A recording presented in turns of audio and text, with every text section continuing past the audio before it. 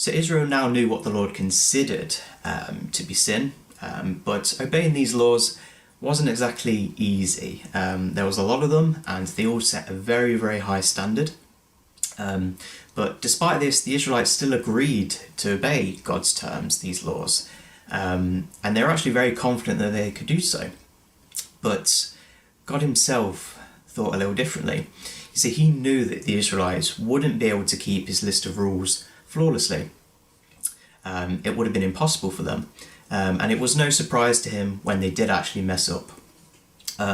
So you may be asking, what was the point in giving all these commands in the first place then? And again, that is a fair question. But again, the more we start to understand this account itself, the more we realise God's intention behind giving the law in the first place. The 10 Commandments were not just given as a list of rules to keep. A lot of people can think that, but that is not God's intention behind his law and the 10 Commandments. These commandments do not make us right with God if we keep them and obey them.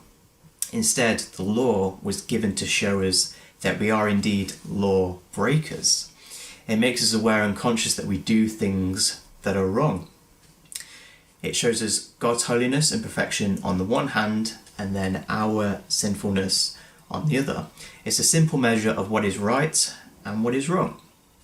And one of the New Testament writers actually reflects upon this fact. Indeed, I would not have known what sin was except through the law, for I would not have known what coveting really was if the law had not said, do not covet.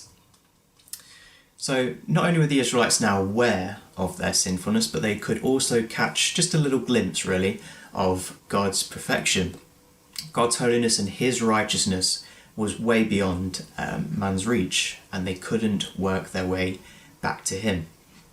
So the law is now given, and the Israelites have entered into this covenant with God, but then they refused to actually go up the mountain and into God's presence.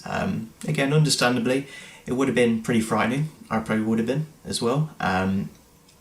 But since the people wouldn't go up to God on the mountain, Moses has to go up by himself to meet with God. And even though the Israelites didn't want to go up, God still wanted to be with all of his people. So what he essentially says is, I will come down off this mountain to be with you, my people.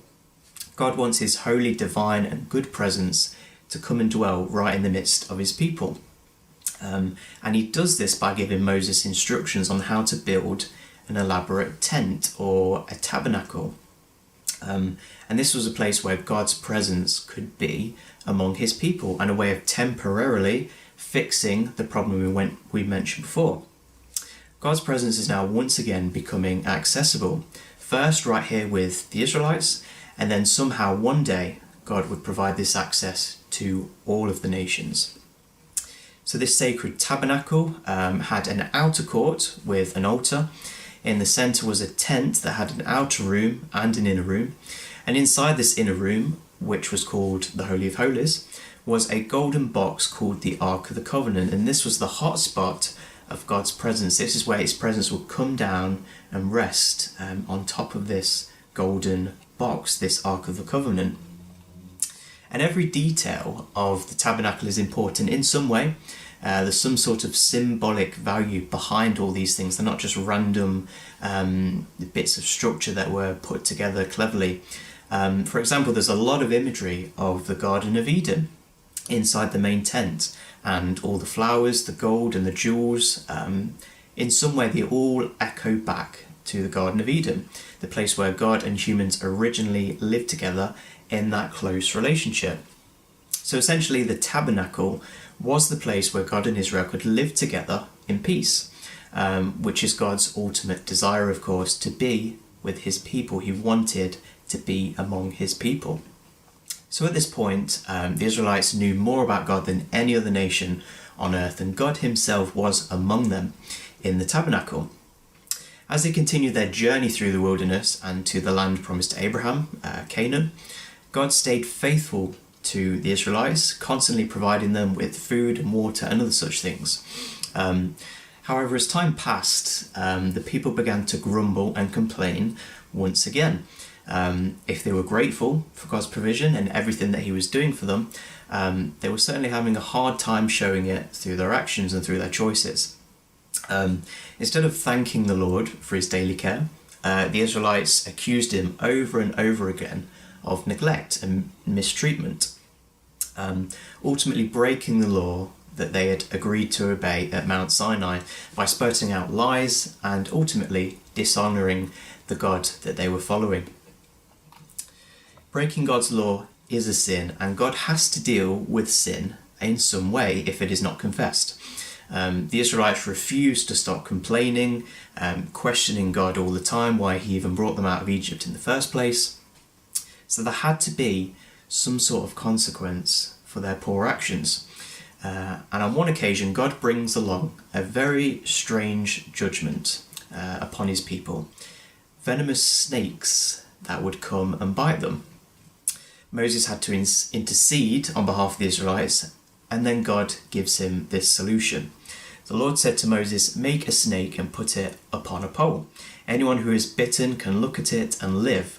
So Moses made a bronze snake and put it on a pole. Then when anyone was bitten by a snake and looked at the bronze snake, they lived. So this is a very, very strange symbol, but it's not just some sort of fancy gimmick that God has suddenly thought of. Instead, God was simply giving the Israelites an opportunity to once again demonstrate whether or not they actually trusted and believed him. You see, when an Israelite was bitten, all he had to do was turn and look to this bronze serpent, and he would be healed. With that look, by looking at the serpent on the pole, the individual would have expressed his faith in God, trusting him to be true to his word. Not only that, but it also kind of speaks of the challenge that God has by once again being faithful to his covenant with Israel. God is more than right to bring justice on the Israelites for their disobedience, for all that they were doing. But even his justice kind of gets transformed into a source of light here through this snake on a pole. Because those, again, who looked at the pole, i.e. looking to God, and trusted in him, would have been healed. And that points ultimately to something later on in the future that we will look at in day 4 and 5.